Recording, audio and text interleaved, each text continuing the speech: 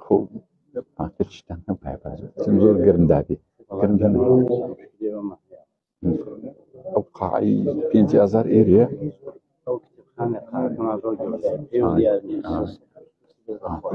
يعني قرمة كهرباء رئيس كان مشكلة معها قصدك كنا ماشي بين منبوق سوا مشكلة يوصل تنجح ثمين سمينات ئاما دەبوانی خۆشەویست بەرپرسانی حزب و حکومی ناوچەکە بەشداربوانی هەمیشەیی دیالۆگی ڕۆشنگەری هاوچەرخ بەخێر بێن و سپێرتان باش. ئازیزان و خۆشەویستان، دیالۆگی ڕۆشنگەری هاوچەرخ زنجیرە چالاکیەکی هەفتانەی ناوەندی ڕێکخراوە دیموکراتیەکانی ڕاپەڕینە هەرجارە و میوانداری کەسێکی پسپۆر لە بوارە جیاوازەکاندا دەکات و بابەتێک شەنوکەو دەکات. ئەم چالاکیە زیاتر لە 8 ساڵە بەردەوامی هەیە و تاکو ئەمڕۆ 157 دیالۆگی لە بوارە جیاوازەکاندا تاوتوێ کردووە. ئەوەی جێگەی خۆشحاڵیە ئەوەیە ناوەندی ڕاپەڕین تاکە ئۆرگانی یەکێتی نیشتیمانی کوردستانە لە سنوورەکە کە گرنگی بە بواری فکر و فەلسەفە و تێگەیاندنی تاک دەدات و ساڵانێکە هیچ شەکەتی و ماندووبوونێکی پێوە دیار نییە لە ڕاپەڕاندنی ئەو ئەرکەدا. ئەمڕۆژ بە خۆشحاڵیەوە میوانداری بەڕێز مەسعود عەبدولخالق نووسەر و ڕۆژنامەنووسمان کردووە بۆ بابەتێک لەژێر ناونیشانی ئایندەی هەرێمی کوردستان لە بەردەم پێشهات و گۆڕانکاری ناوچەیی و هەرێمی و جیهانیەکاندا. لە سەرەتادا خاهیش دەکەین بمانبورن ئەم دیالۆگە دەبوو هەفتەی ڕابردوو ئەنجام درابە، بەڵام بەهۆی کۆچی دوایی هەواڵ و پێشمەرگەی دێرینی یەکێتی نیشتیمانی کوردستان نیازدەرگەڵەیی بۆ ئەم هەفتەیە دوامان خست. خۆشەویستان، بەر لە دەستپێک و وەکو نەریتێکی نیشتیمانی نەتەوەیی ساتێک دەوەستین بۆ گیانی بەرزەفڕی هەواڵنیاز و سەرجەم شەریدانی ڕێگای ڕزگاری. بفەرموون.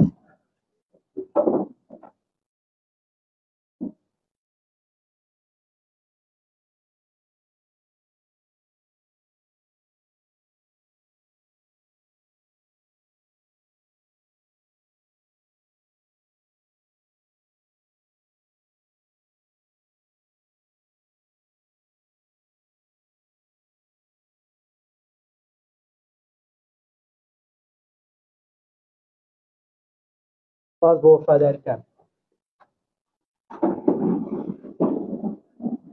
ئازیزان، هەرێمی کوردستان ئەو ناوچە نیمچە سەربەخۆیەیە کە دەکەوێتە باکووری عێراق. ڕووبەرەکەی نزیکەی 40643 کیلۆمەتر چوارگۆشەیە. لە باکوورەوە سنوورەکانی لەگەڵ تورکیا و لە ڕۆژهەڵات ئێران و لە ڕۆژ ئاواوە لەگەڵ سووریا هاوبەشە. ژمارەی دانیشتوانەکەی بە دەوروبەری 5 بۆ 6 ملیۆن کەس مەزەندە دەکرێت. کورد زۆرینەی دانیشتوانەکەیەتی، بەڵام پێکهاتەی بەرچاوی عەرەب، تورکمان، ئاشووری و کەمینەی دیکەش تێیدا ژیان دەکەن. دوای ساڵانێک لە دانوستان و پێشهاتە سیاسیەکان، چوارچێوەیەک بۆ ئۆتۆنۆمی کورد لە چوارچێوەی سیستەمی فیدراڵی عێراق دامەزرا لەگەڵ پەسەندکردنی دەستوری عێراق لە ساڵی 2005. ئەمەش ئاستێکی بەرچاوی خۆبەڕێوەبەری بە هەرێمی کوردستان بەخشی لە چوارچێوەی هەندێک بواردا، وەکو ئاسایش، کارگێڕی و بەڕێوەبردننی سەرچاوە سروشتیەکان. گرنگە ئاماژە بەوەش بدەین لە کاتێکە هەرێمی کوردستان بە ئاستێکی بەرچاو لە ئۆتۆنۆمی لە ناوخۆی عێراقدا کار دەکات، بەڵام هێشتا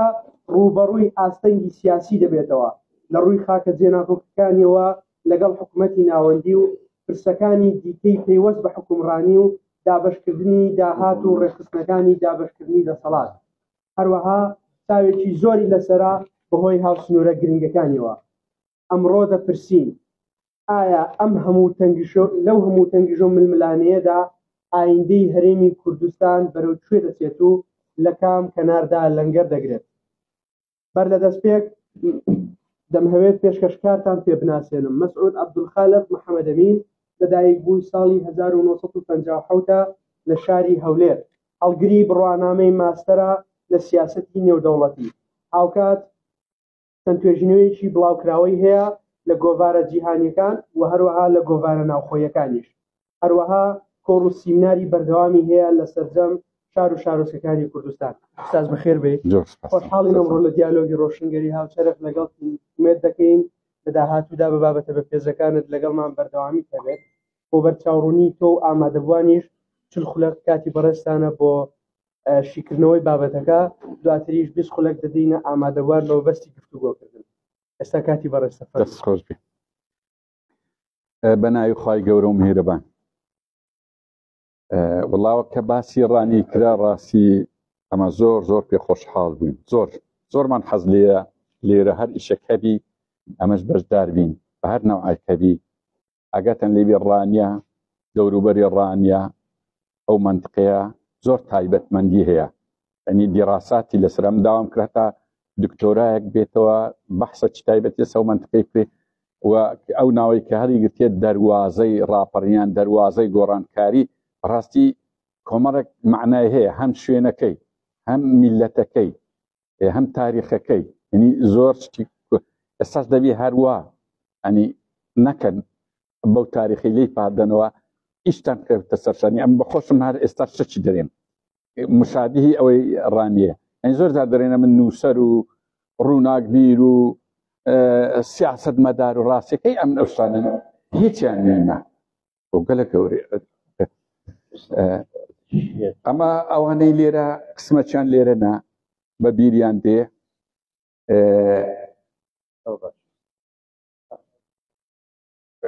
شۆڕشە کرا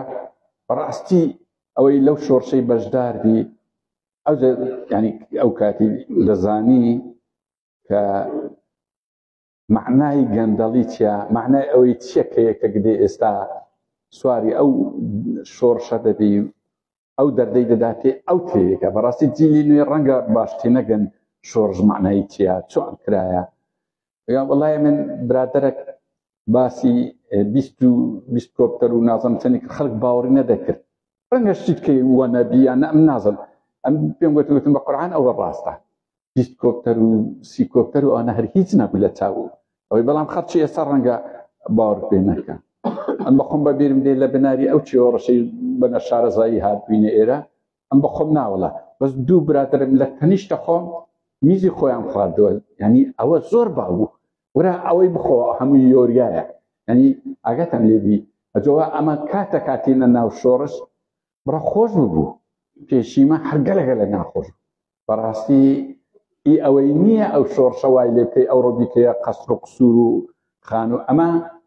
لەبەران لێ ئەم هاتیمە مەیدانی دنە بەختای لە ناو شۆڕشیش جەماعەت لێرە هەندێک بەبیریان دێ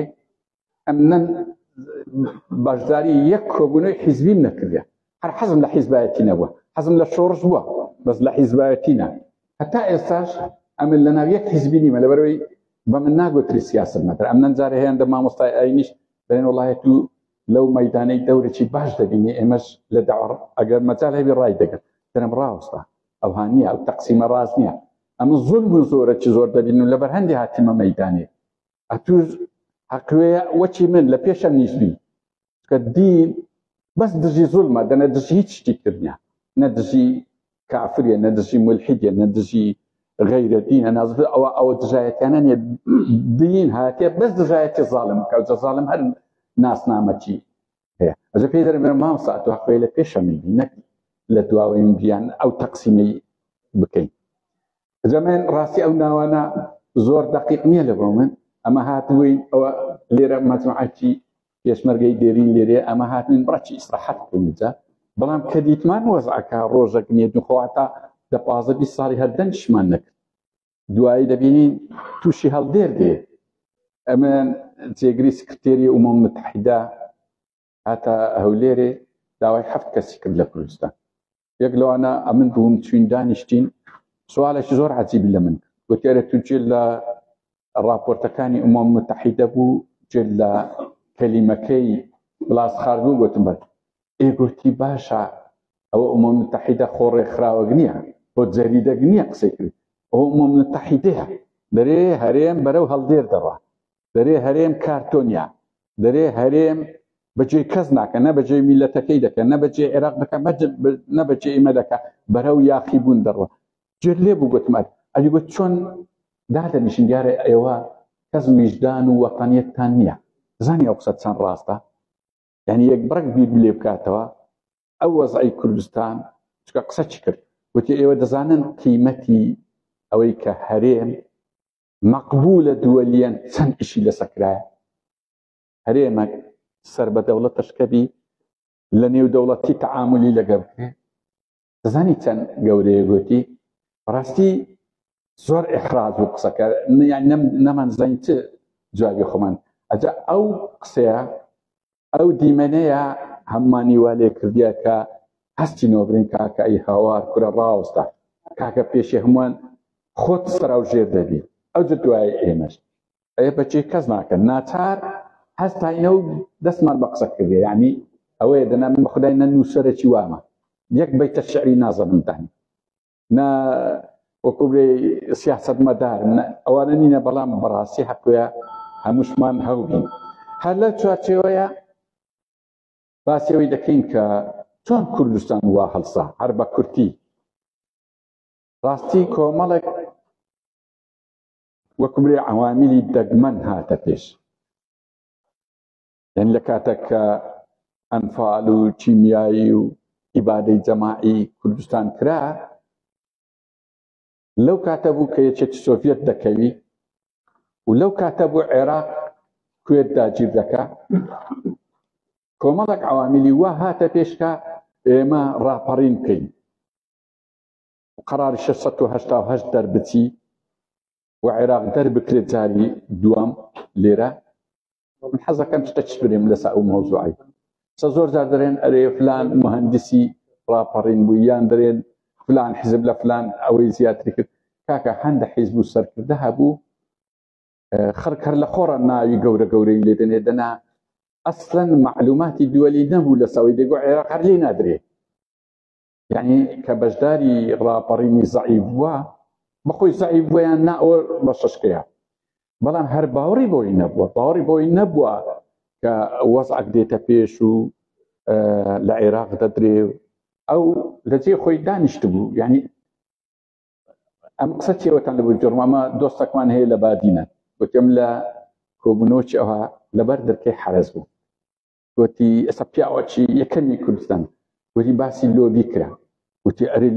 یەکەم جارە جێم لە لۆبیای دەبی ئەوە لەگە چتانە وەڵاهی ئەوە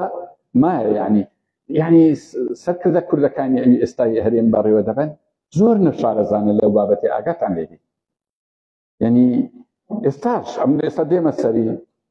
لەو یەک دوو ڕۆژەی ئەو ئیتفاقی لەگە تورکیا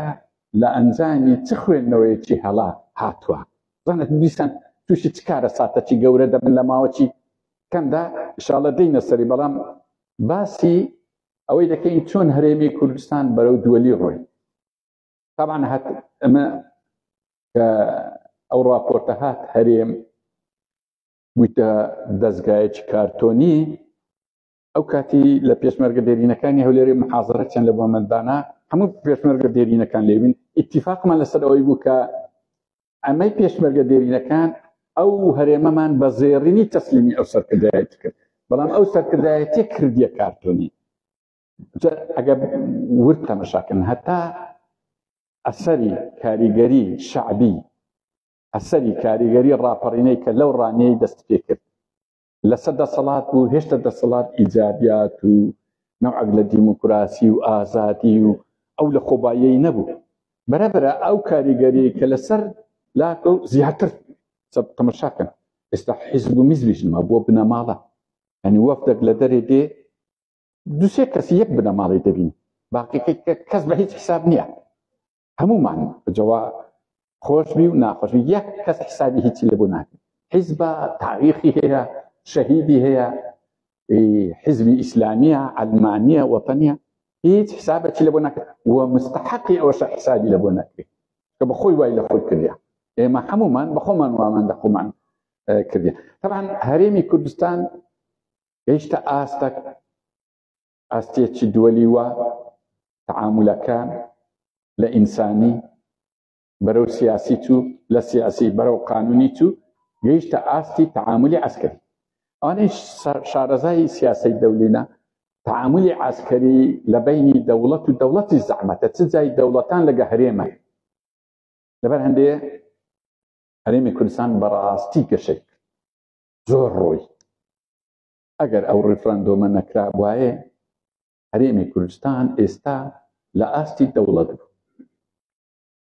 والجن يا سناسة شي لمسايا فيش او ريفراندوم قصة زور عتاي وتي او ريفراندوم دو بروسي جدا دهني تدي يكنيا كرد وبرو دولة بوندتي تكفي جدا عراقيش دولة يديكات الدولة رك وياد استهامو معادلة كان ورقراها يتر اوي استابا سرمانتي تقريبا يعني سرتاش كستي هريمي كردستان لو انا دسفيكا خاركي بواتاك باسكين وكو وجدان پیشی وی رفراندوم بکری سرکردایتی کرد دو ایشی زور مترسی داری یکیان عراقی لبندی حود در هنا بی اوی تعهدات لیوری زور بنشار زایی او ایشی کرد من ببینید وزیر خارجی برئیس کاگوشیار زیباری بو صارق لو بيت زارش كشنازي بو يكربوتي ايما بين عراق من لبندي حود در هنا طبعا اول جي شناز جي او بو شيني حسن حسين انتيك او ايش غلطات انكر هتو عراق الدرينا لبن حد بي اوي تعهدات دورقري بي اوي تقوا هون تنديات لسرتو تشتا بندي حود يعني اما وكاسي قلت مان دبي تعهدات لا نقل حكومة العراق دبي لدولة العراق ورجيو او فرقية او دون مفهوم روح حول ماندا لقيتي برلمانتران بلام سر بدايتي كنت براسي جوابي كاس ناداتو كيف كوشتي جواب ناداتو او اي شك ايشي دوامي غلطي قورة سبو پشتیوانی نێو دەوڵەتی بە پشتیوانی ئیقلیمی گۆڕیوە کە یەک لە بەندە ئەساسیەکانی ئاسایشی دەنتەوەی کورد ئەوەیە وفاقی ئیقلیمی لە قازانجیمە نییە. من سەرۆکی زانکۆی یێریڤان هات هەم ئەندامی باڵای ئەنجومەنی ئاسایشی یێریڤانیش بوو بە تایبەتی هاتە لای ما وتی ئێوە دەرێن بەحستان هەیە لەسەر مەبادئی ئاسایشی نەتەوەی کورد. وتم وڵا بڕکمان هەیە دەکرێت یەک قسەم پێ بڵێ وتم وەڵی دەکرێت بەڵام وای حساب نەکەی ئیمەژ وەکو وەکالاتی ئەو 21 مادەی وەکالاتی سەهیۆن حسابکەی گوتی چۆنە؟ وتم وەڵی لە بۆمە با سادەیە گوتمان وا باشە وفاقی ئیقلیمی نەبی گوتی یعنی چی؟ یعنی هەردەم ئیقلیم ناڕێ گوتم ئەرێ وڵا وەزعی مەوایە ئیقلیم کاتێک دەوڵەتانی ئیقلیم ڕێک بن ئێمە خنکاوین. گوتم ئەوە یەک گوتی ئیشم بەس بۆندێ وڵا هەر شتەشمی پێگۆ تەرحەکەم کرد ئەو تەرحە عیلاقەی بەو محاضەرەی نییە. گوتم وەرە توێژینەوەکی هاوبەش بکەین ئێمە و ئێوە کە کورد دەستی کوردی ڕسمی دەستی لە ئیبادە و جینۆسایدی ئەرمەن نەبوو. گوتی مطلقاً ئەوەی ناکە. گوتم باشە ئەم تێگەیشتم چۆن گوتی ئەوە ئیشێکی زۆر گەورەیە ئەوش گوتم ئاخر دەزانی کورد تێدا نەبووە گوتی تێدابی تێدا نەبی ئەمە ئەو ئیشەی بەهیچ نوعە یعنی ئاگادار بن خەرک لە بۆ ئیشی خۆی چۆنە چەند حەساسە. کورد قازانجیتی ئەگەر توێژینەوەکە بکرێت چکە ئەمە فتوای شێخ سەعیدمان هەیە فتوای شیعی ترمان هەیە کە نەکەن بەشداری ئەو شەڕی کرد. ئەمە ئیتفاقی تاشناق حرەکەی تاشناق حرەکەتی ئەرمەنیە لەگە حرەکەی خۆی بوونمان هەیە ئیتفاقمان هەیە ئیتفاقیان هەیە کە هەردوو لە باز لەوەی دەکەن کە کورد لەو جینۆسایدەی نەبووینە. بەداخەوە هەندێک جانیعەکانی ئێمە هەندێک سەرکردەی ئێمە نازن بەچێ ڕوانگەک باسی لەوەی کردەرێ وەرن با ئەعتراف بکەین کە ئەمەش دەستمان هەبووە لە جینۆسایدی ئەرمەن لە کاتێک ئەوە نەبوو. عەلا کولین ئەوەی نەکرد ئەو زیاتر لەگەر ئەولایە بوو. ئەوە مەوزوعی زۆر ئیمە نەبوو. بەڵام دەگەڕێمەوە سەر ئەو مادە ئەساسی کە ئاسایشی نەتەوەی کوردە وفاقی ئیقلیمی لە قازانجیمە نەبووە وفاقی دووەلی لە قازانجی هێنێ بزانە ئەو دوو ئیشەک لە سیاسەی دەولی سەرکردایەتی کورد لەوەی نەگەیە لەو مۆزوعی چی کرد قسەی لە دووەلی کرد و بە هیچی نەزانی و نەزم ئەگەر لە بیرتان بیم ئێستا هاتووە پشتیوانی ئیقلیمی کە پشتیوانێکی تاکتیکیە چ تورکیا چ ئێران چ سووریا ڕاستی کە پشتیوانی حرەکەی کوردیان کرد هەر جارێک کردیان ئەتو یەکسەر بزانەوە لە بۆ احتیوایە چ تورکیا کردی چ ئێران کردی طبعا استراتیجیەتی تورکیا و استراتیجیەتی ئێران لێکجیایە هەر یەکە شتەکە بزانە ئەگەر بیکەینە مەنتوق هەر سەرکردەک لەو مەنتوقەی نەگا و حتا هاوڵاتیش نازانی تورکیا چ دەکە نازانی ئێران چ زۆر جار دەڵێن ئەرێ ئێران ئەوە سیاسەتە دەیکات بەس لە شتێکی ناگا بزانە ئێران چی دەوێت لە کوردستان ئەمنی قەومی ئێرانی وا دەخوازی هەرێم بمینێ بەڵام هەرێم بەو واقعە قەومیەی وەرنەگەڕێ لە بۆ واقعەتی مەزهەبی قسە وازحە ئێران ئیشی ئەوەیە ڕەنگە ئەمە ئەومان چێ لەسەری ئەو ئیشی ئەمنی قەومی خۆی دەکەێت ئەمەش دەی بتوانین قازانج لەوەی بکەین بەڵام ئەو ناوێت و ببێت دەوڵات ئاگاتان ئەوە موضوعەتی ئەمنی قەومی دووە لە خەسن لە شەرق ئەوسەط وردە بەڵام ئەوە زۆر باسی نەکە ئەی تورکیا چی دەوێت تورکیا بەعکسی ئەو واقعە قەومیەی زۆر ڕگ لێ دەکەوە یعنی ئەمنی قەومی وی وا دەخوازی ئەمنی قەومی ئێرانی وا دەخوازی ئەو واقعە قەومیە ببی بەڵام واقعێکی مەزهەبی نیە ئەدی تورکیا دەوێت واقعێکی مەزهەبی بێ ئەو واقعە قەومیە نەنین دوو معادلی زۆر لێکتایە ئەدی ئەتو کورد چت هەیە لەو بارەی ئەتو دەبی تێبگەی ئەوە کامیان کەمەک لە بۆ تو باشە یەکیان زۆر خراپ یەکیان خراپە بەڵام زۆر خراپ نییە یەکیان خراپ یەکیان خراپترە ئەو شتانە دەبی ئەتو بزن ئەو موضوع و مەفاهیمانە لەدایین سەرکردایەتی ئێستای کورد مطلقاً وجودی نییە لەسا ئەو ئەساسا ئەو گۆڕانکاریی کرد پشتیوانی نێودەوڵەتی گۆڕیەوە بە پشتیوانی ئیقلیمی و تورکیای هەڵبژار طبعا تورکیا بەواضحی دیارە لە عمقی استراتیجیەکەی خۆشی نەیشاردوێتەوە دەرێ ئەمە عیلاقەمان لەگە کورد لە بۆ احتیوایە احتیوا معنای چیە بەواضح دیارە سیاسەتی احتیوا ئەوەی ئەتو زۆر گەورە بی بچووک کاتەوە بدێختەوە باشی خۆی لە باشێتکە ئیتر کۆتایی دی ئەوجات حەزی لێبی و دەمێنێتەوە سەر ویجدانی خۆی ئەگە باوڕی بەشتی گەورە هەبی کە لە باوشێوی ڕەنگە مەمەد بداتێ ئەگە نا ڕەنگە بدەتوانی لە ڕووبارێکی فرێت بدات ئەوە سیاسەتی احتیوایە سەرکردایەتی کورد ئەو دوو ئیشەی کرد دوو ئیشی زۆر مەترسیدار بەڵام لەبەر ئەوەی هەرێمی کوردستان زۆر بەقووەت و کاریگەریەکەی لە دوای ڕیفراندۆم لەسەری بەدیار کەوت واتا ئێستاش بەردەوامە طبعا سەرەتای شکانەکان لەوانە دەست پێ دەکات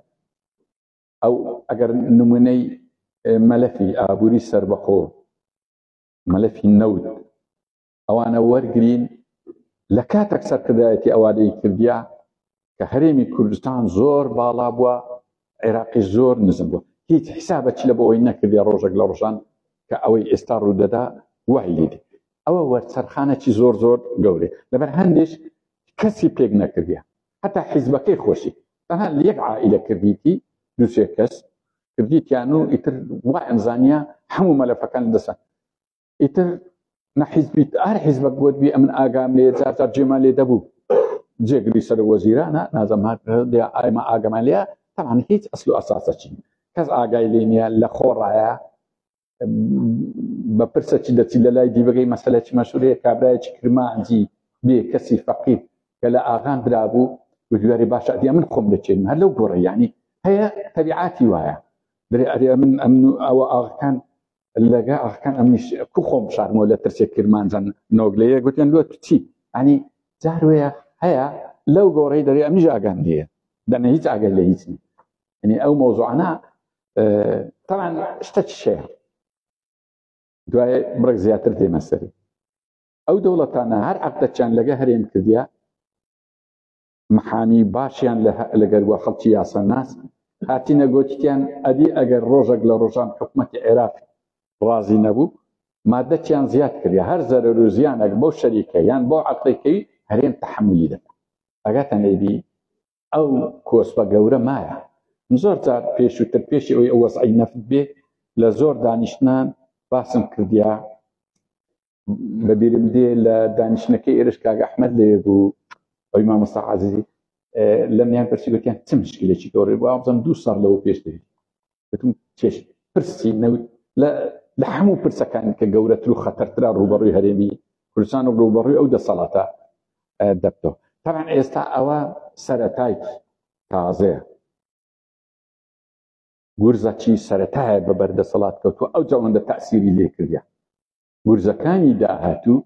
زۆر زۆر گەورەتر و فراوانترن چونکە ڕاستی نەفتی ئەوەی پێی دووتر خارجی دەستوریش بەکارهاتێ و ناردرایە ئەوجە دوایی ئەو عقودانە کرایە بە عقودی ئێستا ناچێت بە عقودی شەریکاتی احتکاری نەفتی ساڵی 50ەکانی قەرنی 20 دەچێت کەس نازانی لەبەرچی ئەو ئیشانەی کردیە ئەوجا دووبارە شتی تریش کرایە ڕەنگە ینی لجنەک دەربچیت چکە ئێستا لجنەکان کە دێن ئێستا لەو دەمە لە هەولێرین دەزانین چۆن کاتی خۆی لجنەی دووەلی دەهات حکوومەتی عێراق خۆی دەشاردەوە ئەوراقی دەشاردەوە چیمیایی دەشاردەوە هەمان شتە ئێستا چکە مەلەفەکانی هەمووی زۆر ناشیرنە هەر خۆ عێراق بەخۆشی گەلە ناشیرنە زین چەند عیبە ئێمە حکوومەتەکی ناشیرنی وەچی عێراق ئاوا بێ لێت ببتە مەلائیکەت لێت ببتە دەستپاک بێ بە دوای عیب و عاری تووبگەڕێک کە عیب و عاراکان ئەوەندە زۆرە وای لێ هاتیە ئەو قەدی ببی وەزخراتریش لەبەرەوەی چەندەقا بڕەکەمە ئەمن مەوزوعەکان زۆر دەکوشم یعنی هەر دەمێ ڕووس ئەقلامەکان بڵێم طبعا لە داهاتوو لە ماوەکی داهاتوو چکە ئەو وەزعی ئێمە وەزعێکی فیدرالی نەبوو ڕاستی لە کۆنفیدرالیش گەورەتر بوو خۆ وەزیر خارجی ئەمریکا من هەر سێ نامەکەم لەکنە لە کاتی ڕێفراندۆم نامەکی ڕسمی لە بۆ سەرکردایەتی کورد دەنێری دەرێکاکە ئێستا کاتی نییە ساڵشکەی باتێتی یان 2 ساڵ ئەمە کۆنفیدرالیتان هەیە تاو بەڵام دەیکەینە ڕسمیش وەک ئەو کاتی ڕێفراندۆمیش بکەن ئێترەوە بە هەر حەڵەم لەو ڕۆژانە جێم لێ بوو سەرکردەی کورد کەسی یەکەم لە کوردستان گوتی ئەم لە 2 شت پشێمانیمە لە ڕێفراندۆم و لە ناردنی هێز لە بۆ کۆبانی ناردنی هێز لە بۆ کۆبانی چێ کردوی چکە ئەو کاتی بەبیرم دێ پەرلەمان ئەو بڕیاردێ بەڵام هەر چێ کردوی بەڕاستی کارێکی وەتەنی ئەمیش حەزم لێ نییە کەس لەوەی پشێمان دۆز نازم چێ کردیتی هەموو لایە کردیتە وەزیر ڕێفراندۆمی ڕاستی لە ئەلفەتایە لێ پشێمانن چکە هەر ئێستاش حکوومەتی هەرێم بەخۆی ڕسڕی کردیا خۆ سڕی کرد دوایی ڕەنگە ئێوە ئاگەتان لێرە لەوەی نەبی بەڵام ئەوی قانون ناسا هەتووە مراجعەتی مەلەفەکانی محکەمەی ئیتیحادی بکە دەبینی محامێک چووە بە ناوی هەمووان 400,000 ئەتعابی دایە چکە هەرێمی کوردستان دۆڕاندی لەو ئەوەی ئیمزای لەسەکرایە کە ڕێفراندۆم هەڵوەشاوە و ناوی ئەو 2 کەسەی ئەمری قەبزیان هەبوو کاک مەسعود و کاک نەجمەدین کەریم ڕەحمەتی ئەوانە ئەمری قەبزیان هەبوو ئەو 2 چکە مادە چ تێدایە دەرێ ئەگەر ئەو مەلەفە کۆتاییت ئەوانش کۆتایی دی ئیوانەشیان کۆتایی دین ئەمن هەم جارێ ئەوەی دەپرسم ئەرێ لەبەر چی مەسەلەن لەسەر نەفت و غاز ئەو هەموو پێداگیریەکە بەڵام لەسەر ڕێفراندۆم هەموو دنیا گوتمان نەیکەی کردت کە کردت کاکە تازە پشێمان مەبووە مادەم هەر کردی بەڵام پشێمان بوونەوەیکی یەکجار زۆر لە هەموو حرفەکانی ڕێفراندۆم پشێمان بوون طبعا بۆ ئاگاداریتان موافقەی کورد موافقەی جیهاتی ڕسمی کوردستان کە چووە لە بەغدا بەسە هەڵوەشانەوەی ڕێفراندۆم ئیمزای کردیا تازە لە داهاتووش ئەتوو ناتوانانی جارشکە ڕێفراندۆمە چ بکەیت ئەمەش ئەو زەربە گەورەی بە چارەنووسی کوردستان کرد ئەمە زۆر باسمان کۆتمان کاکە محامێک بچی هەر مەحامەیەکی بنێرن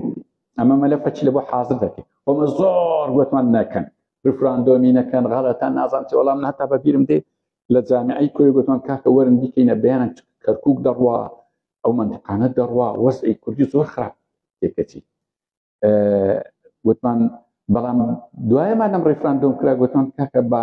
مەلەفەچی دروست بکەین مەحامیەکانی خۆمان بنێرین ئەوش دوای مەجالی ئەویان نەدا مەحامی بنێرین دیفاع لەو قەزی بکەین کە مافی چارەنووس هەرێمی کوردستان دەگریتەوە ئەتو لەبەرچی وە ئەوە بە تۆبزی کرد و بە ماوەی کەمیش توی هەر دۆشاندەوە ئەخ لە بە هەندێک هەندە خەڵکەیە ئەو گومانەی دەکات دەرێ ڕەنگە بەدەستی دەوڵەتێکی ئیقلیمی هەرچەندە ئەم بەخۆم ڕاستی ئەو گومانم نییە ئەو گومانم هەبی وە دەرێن هیچ پێم مهم نییە ناوەڵا کردیان بە خۆیان بەڵام زۆر زۆر بە نەشارەزایی کرا ڕاستی گورزەکی زۆر گەورە بوو لە چارەنووسی کوردستان ئەو فترەی مایە گورزەکانی داهاتووتیان تاوان گورزی زۆر زۆر گەورە بەڕێوەیە لەبەر ئەوەی پشتیوانی نێودەوڵەتی زۆر زەعیف بوو ئاگامان لێبی لە کاتی دوای ڕیفراندۆم دە 15-20 ڕۆژێک پشتیوانی یان وەک بریت دەوڵەتانی جیهان پشتیان لە هەرێمی کوردستان کرد دیتە چی بەسەر هات هەر خەریک بوو هیچی لە سەیز نەمی دوایە خۆشیان هاتنەوە و داوایان لە کاک مەسعودی کرد شەرتمان ئەوەیە تو لە سەرۆکایەتی بێ خوارێ و جارشکە ئیشی ئیداری وەرنەگری هیچ ئیشە ئەویش وعدیدا دوور و درێژە ئەو مەوزوعە ئەوان ڕێیان لە جەیشی عێراقگرتە و لە شوێنانە وەستا نەک بە شەڕ وەستا لە هەموو شوێنەکان وەستا ئێستا کۆمەڵێک مەوزوع مایە ئەو دووسێ یەکەم باس کرد خاڵشکە ئەوەیە هەندە حیزب هەیە لە کوردستان جەنازەم ئاگای لە خۆ نیەتی نمایشی عەسکەری دەکات بەتایبەتی لە لای سلەیمانی دەزانی ئەوە ئەی پێی دەگوترێ ئەوی لێرە ئەهلی قانونە دەزانی پێی دەگوترێت دەلیل المەشهود یعنی هیچ دەلیلی ناوێت تحقیقی ناوێت هیچ شتێکی ناوێت ئەتۆ حیزبی و نمایشی عەسکەری دەکەی و دەبا ئەوەی دەینی و نازەم چ دەینی ولا لێرەش لە وەزارەتی پێشمەرگەش ئەوە 80 ئەوە 70 ئەو پێشمەرگەکانی پارتی و پێشمەرگەکانی یەکێتی بەڵام من وەزیری پێشمەرگە ماوەک لەو پێشاتە ماڕێمە دوای مەجموعەک دانیشتم دوای بەتەنها ماوە گوتمەرێ بە هەندە سوالە لێ بکەم ئەمن قەت نەمدیتێ خۆ ئەمەش لە ناو شاخی مەیلە و میلیشیا چکە میلیشیا ئەوەندە خراپ نییە ها خەرچیمەوە زەن میلیشیا خراپە لە دەستوری ئەمریکا دوو جار ناوی میلیشیا بەڵام میلیشیایەکی ڕێگووی نەما قەت فەوجەکمان نەبوو ناوی فەوجی فلان عەشیرەت لیوای عەشیرەتی ئەوە شتی وامان نەبوو کەسمە نە لە هیچ حیزبەکی نەکبرم هەر لە ناو لێگوتمە تۆ دونێ شەڕ لەبەینی زێباری و هەرچی بووە لە ئاکری پێشمەرگەی وەزارەتی پێشمەرگە چووە وەرگەڕانەیە 5 ڕۆژان بەرامبەر یەک شەڕیان کردێت شەڕ لەوێ خلاص بوو دوو ڕئیس عەشیرەت پێک هاتنەوە پێشمەرگەکانی تۆ هاتنەوە ئێرە و هاتنەوە دەوام گوتم وەڵڵاهی ئەوەم لە هیچ دنیای نەبی ئەو وەزارەتی پێشمەرگەی تو بەرەو چێ دەچی ئەوە چییە کاکە ئەتو 428,000 چەکدارت هەیە ئەتو پێشمەرگەی ڕۆژە لە بۆ چێ کاک شۆڕش گوتم سەرم سوڕمایە ئەتو پێشمەرگ گوتم ئەو پێشمەرگە جوانانەی ڕۆژهەڵات هەیە وڵی پێشمەرگەی جوان ئەتو چیهان پێشمەرگەی ناشیرنە هینایت لە ڕەپێی دایدەنی کەس سەری لەوەی دەرناتی کاکە بەیانەکانت ئەتو بەیانی دەرکە برێ پەکەکە مشکلێ زۆر باشە قین لێ دەبرێت تورکیاش برێ دەمەوێت پەکەکە دەرچی تورکیا هەموو بەیانەکان بەس پەکەکەی تێدا یەک تورکیای تێدانی کاکە چۆن دەیگوتمەوە چ وەزارەتەکە 428,000 چەکدار هەبی لە 2 لە 3 وڵاتانی جیهان چەکدارە زیاتر بۆ ئەو ئەوەندە هەرێمی ئەوە عێراق دێ ئەتو هەر شەڕت پێ ناکرێ داعش 100 کەسەک دێ هەرێم هەر ڕووخا شەڕت پێ ناکرێ ئێوە تورکیا هاتیە جە دوای ئەو هەموو هێزە چییە 15,000 کەسەکی بێ لە ئۆتا جەماعەت دەزانن کاتی خۆی وڵی ئەو قووەتەی بەرامبەر ئێران ڕاوەستا لە کونە مشکو ئەوانە هەموو بە بیریان دێت وەزعەکە چێ بوو چێ هاتوو پاسدار چێ لەگەر بوو ئەوە بەخۆتانزە پێویست ناکە ئەوە غیبەتی بکەین بانەوەک گوناحیان کەم بیتەوە وەڵی 500-600 پێشمەرگە بوو ئەو هەموو قووەتەی ڕاگرت کاتی خۆی جارشکە لەولایە چەند جار وبخوام نمدار ودران پێشمەرگەی وا ئازاژ نەبوو وڵات يعني هەر ئەوەتە پێشمەرگە چەند جار يعني قووەتی گەورە حکومەتی لیوای حکومەتمان ڕاگرتێ ئێستا ئەو هەموو پێشمەرگەی پێی ناکرێت دوێ وەلا کە عەرەبان ڕاگوی دێ زەندەقی لەچی دەبێت پەنا دەبوو هەموو دنیای ئێوە چیا ئەو پێشمەرگە بوو نای وەرە 20,000 پێشمەرگەی نەوعی چاک بێتەوە طبعا جوابی خۆی هەبوو وەڵا جوابەکانی معقول بوو کە لەگەرە من باسی کرد مەبەستم ئەوەیە ئەوە لەوەی ڕاچوینە ناو مۆزوعی کە لە دەستوری عێراق ڕێگە بە حیزبی چەکدار نادرێت ئەگەرتان ڕێگە بە بوونی ئاسایش نادرێت ئاسایش لە عێراق نییە پۆلیسی هەیە ڕێگە بەو وەزعی نادرێت ئەتوو لێرە بۆ نمونە شەشکە ڕەنگە عێراق پێت برێ تو هەر ناوی من دەینی بەد خراپ ئەمێن ئەوەندە ڕئیس جەمهورە بگۆڕم ئەوەندە ڕئیس وەزارەیە بگۆڕم ئەو ڕئیس جەمهوریەی دێتن ئەو ڕئیس وەزارەتی ڕەنگە 2 کورسی 3 کورسی هەیە باشە لە کوردستان ئەوە چەندە 30 ساڵە گۆڕانکاریەکی تێدا نەبوو ئەین پێتر و لە هەمووی ناخۆشتریش ڕەنگە لە ماوەی کەم برێنە حکومەتێرێم ئەرێ چیتر وەفدنێ لەبەرەوەی تو ئەوەی ئومەم متحیدە گوتی دەفتە کارتۆنی ئێستا کارتۆنی حسابە لە ڕووی قانونی تو دام و دەستگات نەمایە پەرلەمانت نەمایە معنایە حکومەت و سەرۆکایەتی هەرێم هیچ ئەساسەچی نیە ئەوە حیزب لە کوردستان زعیفە ڕایگشتی زعیفە دەنە دەبوابی کە پەرلەمان حەلبوو چونەوەماری دەبابی حکومەتیش بستەوە سەرۆکایەتی هەرێمیش بستەوە هەموو دەستگایەکان بستنەوە گەڕانەوە سەر ئەمری واقع دیفاکتۆ چێ بە قووەتە لە کوردستان لە بۆ خۆی حکم دەکات ئەوەیە مەوزوعەکە تەماشا ئاخر مۆزوعی وەکولی شکستەکان خوێندنەوەی دەسەڵاتی کوردی لە بۆ ئەحداسەکان وەکو باسم کرد لە کاتی ڕاپەڕین وابوو کە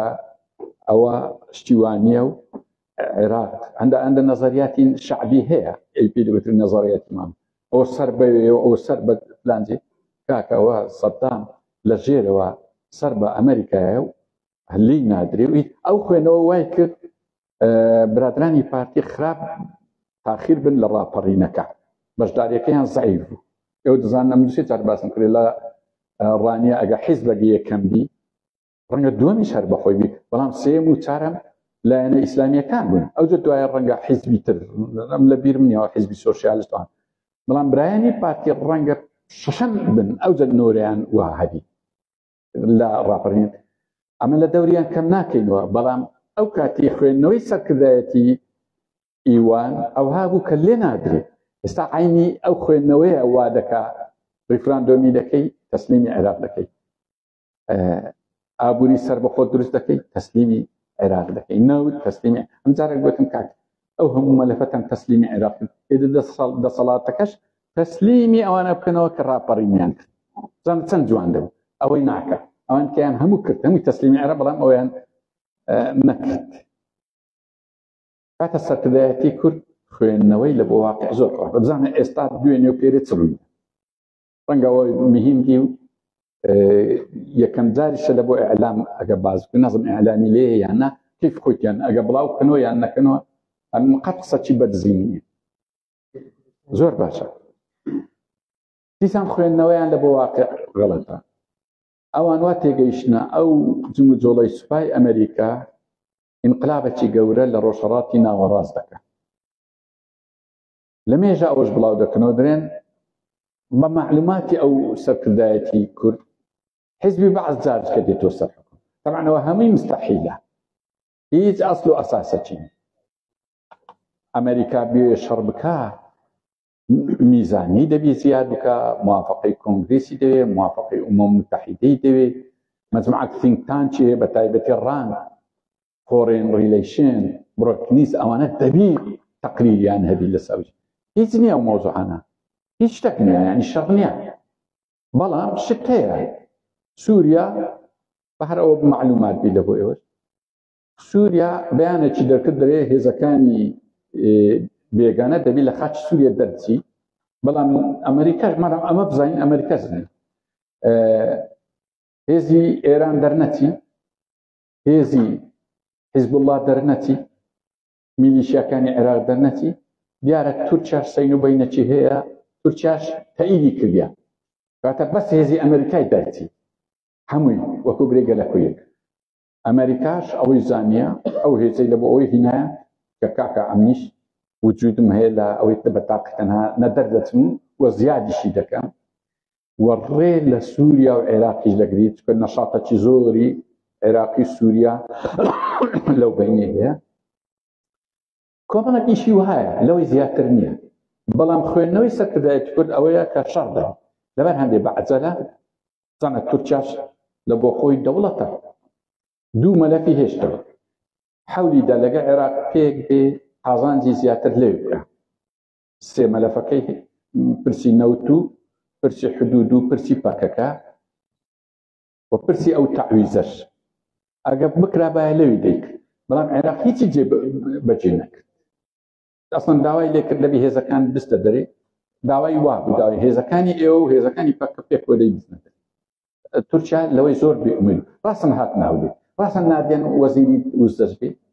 سەرکردایەتی کوردی زۆر مەشەوەش بۆ ئێزانی ئیشێکی گەلە چاکە ئیتیفاقیەکی زارەکیان کردیان کە جارش کەس نەوتی هەرێمی کوردستان بدەنەوەوان بە هەمان شێوەی جاران ئەو ملیار و ئەوەندەی کە کەوتوتە سەر تورکیای محکەمەی پاریس هەرێم بیدا گەورەترین دیسان فێر لە هەرێم کرا گەورەترین شکستە تاعاان هەرێم ئەو ئیشەی پێ ناکرێت تازە ناتوانێت یەک قەتر نەفتی بداتە ئەوە شکستەشکەیە پاشی ڕەنگە دوو مانجی پێ ناچی دەبتە بەڵایەکی زۆر گەورە دیسان لەسەر ئەو سەرکردایەتی کووردا لە زمنی ئەو گورزانەی کە لە داهاتوودا بەڕێوەنا ئەوەش بۆ گورزێکی زیاتر لە نەشارەزایی ئەوە بە کورتی وەکوێ زۆر بە کورتی باسی هەڵسانەوە و شکستی هەرێممان کرد قسەی ئەخیرمان فەقەرەی ئەخیرە ڕەنگە بەرەو کۆتایی 6 خولەکمایە زۆر زۆر باشە بە جێرەوەی تەماشام دەکەیت نزیک بووە دەزانی ڕاستی بە پێتان ئەو وەزعە لە حیزبایەتی و لەوەی دەرچوو ئەو کەلیمە قەدیمە ئەم زۆر جار بە هەندێک برادران درێم واز لەو کەلیمەی بینن دەسەڵاتی یەکێتی پارتی یەکێتی پارتی کورد گوتم ئەوە ئیزنمان یەکێتی پارتی کا حکم دەکات حکم وها نەما حکم کەوتوتە دەست عائیلات بەلازمە ئەو ناوانە دەینی وەزعی کوردستان بەڕاستی زۆر زۆر مەترسیە ئەگەر لە بیرتان بی کاتێککە سەدام حوسێن لە کوێت شکستی هینە چار قەراری لەسەر بوو قەراری یەکەم ئەوانەی شارەزای سیاسەی دەولینە بە پێی قەراری 661 چار قەرار 5 قەراری هاتە سەری ئەگەر ئەو کاتی جەوە نمونە لە بۆ ئەوەیە کە ئەمە چ بکەین ئەگە ئەو کاتی معارەزەکی وەتەنی لە عێراق بووە یان سەدام حوسێن بەخۆی وەتەنی بووایە دێگۆ کاکە من ئەوەی ئیستقالە باتچکە قەراراتم لەسەر دەرنەچی یان معارەزەک هەر دەسەندیان گۆ کاکە ئەتوو تازە کەوتێ بەر قەرارات بالات دەین با عێراق تووشین نەکرا عێراق تووشی 65 قەرار بوو حتا ئێستا وە ڕەنگە 30 ساڵ 40 ساڵ کەش ئەو کاریگەری ئەو قەرارانان لە ڕووی سیاسی لە ڕووی هەیبەتی دووەلی لە ڕووی اقتصادی لەسەر عێراق دەین عینی شت ئێستا لە کوردستان تازەوە چەند قەرارێک لەسەر ئەو سەرکردایەتی دەچوە و تایبەتە بەوان هیچ عیلاقی بە هەرێم نییە عیلاقی بە خەڵکی تر نییە بەڵام کە کەس نەبی نە مدعی عام هەیە نە ڕای گشتی هەیە نە حیزبی تریش هەیە حیزب نییە هەر برێ من حیزب و وام کردێ لە شاخی و قارەمان و ڕاپەڕینم کردێ نی هیچ حساب لە بۆ ناکرێت ئەگە هەبوایە وای لێ نەدەهات کە سزایەک لە بۆ 3-4 کەس بێت بەڵام سزایەکە ئەوان زۆر بە ئاسانی دەیەخنە سەر هەموو هەرێم و هەموو میلەتی کورد ئەمە ژواردانیشتینە لەبەرەوەی ئەگەر ئیشەک نەکرێ ئەوە تازە 2-3 قەرارە ڕەنگە وەکۆی عێراق و ئومەم متحیدەی بگاتە 20 قەرار ئەو کاتێ تو دەست پێت دەبەسترێت ڕەنگە کاریگەریەکەی لە بۆ 10 ساڵی تر لە سەهرێنی لەبەر هەندێک بەڕاستی کات و ساتی ئەوەی هاتووە ئەنی بە هەموو لایەکمان هەرێمی کوردستان لە دەست داگیرکەر و نازانم مۆنۆپۆل و ئیستعمار ئەوانە هەمووی ئەساسینێت ڕزگار ئەوە نییە ڕزگار مەکە لە دەستان وەرە لە دەست ئەهلی فەسادی کوردستان ڕزگارکە کە هەموو تەقریری دووەلی دەرێ ئەوەی هەرشە لە سەهرێمە ئەوڕۆ نە عێراقە نە تورکیایە نە فلانجێت تەنها دەسەڵاتی کوردی خۆی هەڕەشێ بەڕاستیش هەڕەسەیە لە هەموو ڕووەکانەوە ئەمکەم وایە ئەوەی بە مەجالی زیاتری گفتوگۆ بدەین. والسلام عليكم ورحمة الله وبركاته.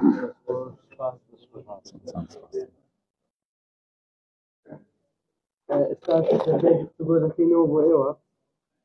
هەر کەسێک حەز دەکات مداخەلە بکات بەس ناویان ناوی خۆیان ئەم دەنووس لە ناو پیشە عاجفوان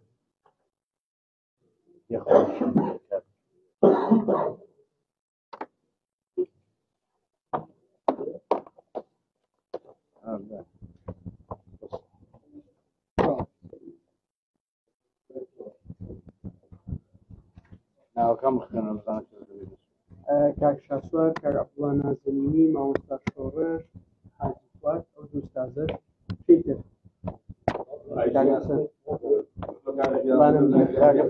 عەلی پشتەوە کاک خالید، کاک قادر، کاک سەلیم،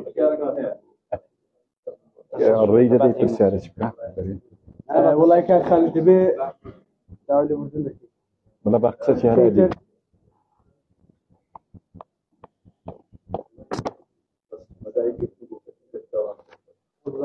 دوو دەقە زیاتر ناکەیت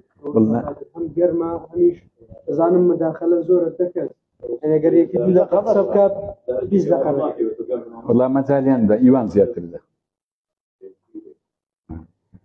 جارێکی دیکە ناوەکان دەخوێنمەوە بۆی بزانین کەسمان بیر دەچوە کاک شاسوار، کاک عەبدوڵڵا، مامۆستا شۆڕش، حاجی فواد، کاک حەسەن، کاک خالید، کاک سەلیم، ئارەزوخان، کاک قادر، کاک قادر، کاک خالید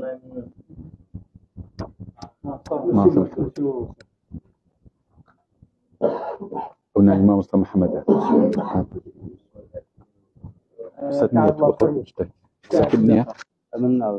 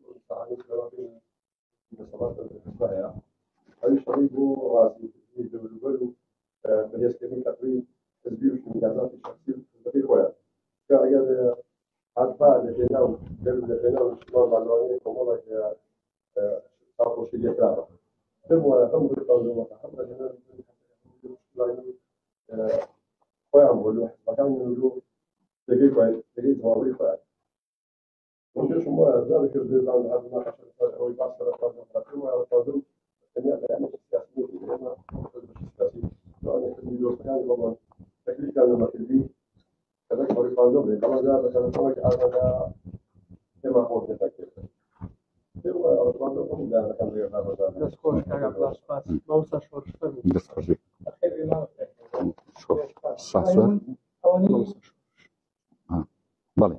ئەوانەی کە پێشان پێشبەردەبوونەوە ئەوانە بەدە حەقەتیان باسی کۆکەرەکان مشەری حیوان ناوەکانە داسانە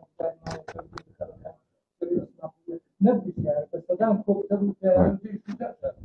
ئەوە تەنها بۆ شکانی کەسەکانە ئەو کەسی کە ئەو سیرەکە خەڵک لە دیزاین کەسانی ئەوکە بەناشەر زۆر لەوە بە شۆڕکەکەەوە ئەوە بۆ ئەوە ئینجای بەڕاستی لە کۆبوونەوەی بەشاری کرۆ کاتی ئەزای مەوزون سێم ناوێت باید پاکستانی خارجمان جلال و کارمسیمان آوانا بحثور خواه کدانی اسی پاکستانی سیو براستی دوتی هر کسی دیره تاکیدی تساقط دبه بشم من چی کمالداری کل بشم دبره اوان ملیان کسا دستوان تناسل بو هم دولتان کبت وقت بو هم دنیا دیکن بس وقت نای ولی دولتانی نیو دولت و دولتانی اقلیمی دعامان لیده کنکا لبود شر يبنكين دبر وين ما أنا كرينا بس ما كرينا أو حقيقة شيء أو الشركات اللي شنو هم عندنا من شەڕم لەگەر کاتی کردووە لەولای ئێرانی داوین و هەموو بەشادەمەیان قایمقامەکان بەخۆشی شەڕی ئەوە دیوەکی ئابم دیوە شەڕی تورکیامان دیگە زۆر سناقلێت بە زۆر کاکۆسەکەمان ناو کەسینکاوانی سەری یعنی ئەوانە داشی بینە میلەدێ هەر کەسێک پێی ناخۆشە بە ئەوە ئەوانە مرکزی هەموو دەوڵەتانەکانی کۆمانەکە تۆ شەڕی لەگەر چێت فەرموو نیمەی دەسەڵاتی پارتی بەسوولەکەی تێشی تورکیا خۆ پیشاندان بەرامبەر چێت ئەوە لێرە کەناکرێ ئەوەیە بەنە ئێمەش دەزانم ئەگەر هەر هێزێکی پارتی بە قەت پارتی دەقەتی شەڕی یەکێتەوە من وەخۆم بەرپرسی کەرتە نەخسی دێگەڵە بووم چەند پێشمەرگەم لێ و بە هەموو تا سیوێ چابناکانی بەتە بەنی دۆمەشاری پێراوە واللهی لە پێشمەرگەی دەرمانەکەم جابێت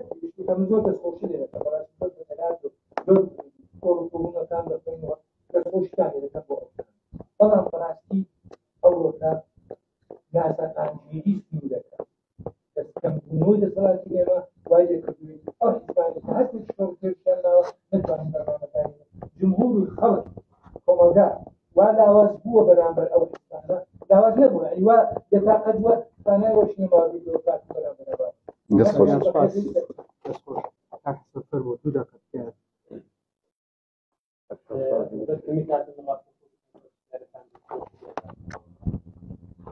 بالنسبة للتحريف يعني صار طبعا الإنسان لنا كل حوله مشاركان في تعريف هو في ما يدعي صار الإنسان زوجي فوق الإمكاني هل كردستان بدأت حربها هو يشان يوم بدأت فترة كان يوم براسي براي من تركيا بروي حريم كردستان باش زوري خاطئي كران هو لو طريقة قوتي بهذه جابوا اگر صحیح شین له استاج د همان شی ولبر امریکا په دیوان وزارت د ځانګړي دا استاج چې دنا وزارت د مرکز کتاوه اوش هر بدستي ترکیه يعني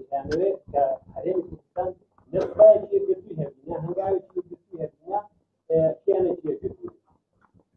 اظن ما وصلت باش دور الشقام في خوش حريم كردستان نمي هو كان تقريبا يعني باش يعني حسن اجتماعي نما عندهم اخوين شهيد وانا هم بحدث يعني خلق الكوفه هرم نمني ده بقى اكثر جاهزيه باي او ده فلسطين نود كيتواني من امريكا بلدار ولا فلسطين نود يعني حريم كردستان او يا ده او وانا يحب تبقوا جواني نود فلسطين كبير او كومبانيا كان امريكا او بس بالدواء باي او كيتواني روجي بي مثلا او كيسانا كردات جايب حرام اوروبا نسبة مركز آخر خارم أويا دورة صعبة بيت تكنولوجيا هي صورية نبي أول شر تكنولوجيا يعني أجل تكنولوجيا إمكانياتي بدأت ونبي فراشتي هو